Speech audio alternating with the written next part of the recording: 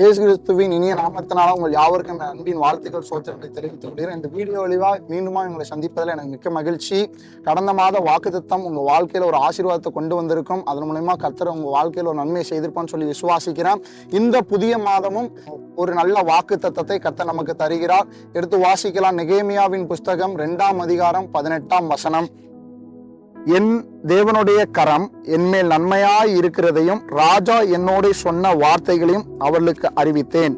அப்பொழுது அவர்கள் எழுந்து கட்டுவோம் வாருங்கள் என்று சொல்லி அந்த நல்ல வேலைக்கு தங்கள் கைகளை திடப்படுத்தினார்கள். இதுல முதல்ல உள்ள அந்த ஒரு வரியை மட்டும் பார்ப்போம். என் தேவனுடைய கரம் என்மேல் நன்மையாக இருக்கிறதை அப்படின்னு பார்க்கிறோம். இதுல முக்கியமான வார்த்தை இந்த மாதம் கர்த்தர் நமக்கு வாக்கு பண்றது, நன்மையான தேவ கரம் நம்மேல எப்படி இருக்கும் அப்படின்றத வச்சு இன்னைக்கு தியானிக்க போறோம்.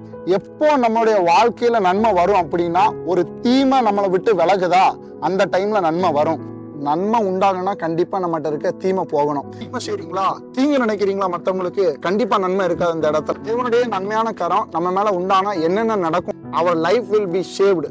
நம்முடைய வாழ்க்கையில ஒரு மீட்பு உண்டாகும். இரண்டாவதாக, தேவனுடைய நன்மையான கரம் நமக்குள்ள இருக்கும்னா அங்க ஒரு ஒருமனை இருக்கும். அப்ப ஒருமனம் நம்மளுக்குள்ள இருக்கும் பொழுது அங்க சமாதானமும் வர ஆரம்பிக்கும். நாட்கள்ல நிறைய குடும்பம் பிரிஞ்சுக்கிறது காரணம் என்ன? அந்த ஒருமனம் இல்ல. ஒருமனம் இருந்தா சமாதானம் இருக்கும். என்னைக்கு தேவனுடைய நன்மையான காரம் என் வாழ்க்கையில வருது, என் குடும்பத்துக்குள்ள இருக்கு அப்படின்னா ஒரு ஒருமனத்தை உண்டாக்குவாரு.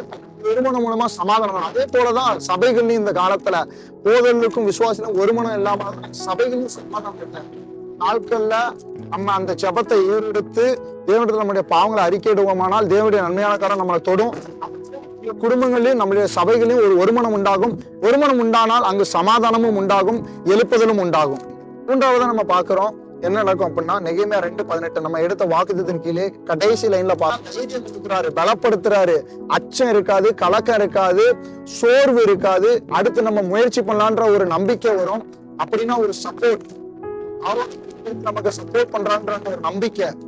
தேவனுடைய நன்மையான காரம் நம்ம கூட இருக்குன்னா, தேவனே நம்ம கூட இருக்கிறதா இருக்கணும். அப்படின்னா சப்போர்ட் நம்முடைய வாழ்க்கையில திறன் உண்டாகும், ஒரு பலன் உண்டாகும். அவர் லைஃப் வில் பி courageous. கர்த்தர் யாவரையும் ஆசீர்வதிப்பாராக.